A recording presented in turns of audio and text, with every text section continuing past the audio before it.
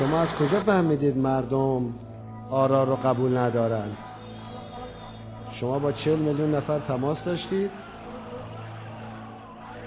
شما چند نفری که خودتون دوست دارید میبینید.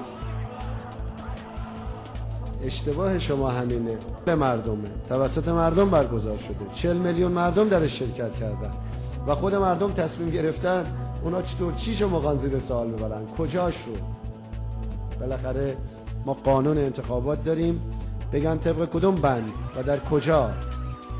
هنوز من ندیدم کسی یه سندی ارائه بده، فقط میگن نتایج خلاف انتظار ما بوده است. خب شما انتظارتون رو درست کنید.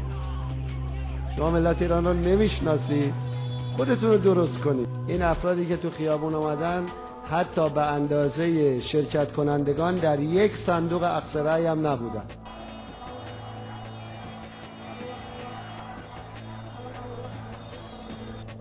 امروز دوران ملت هاست، دوران اندیشه و منطقه، دوران تغییر و تحولات بزرگه.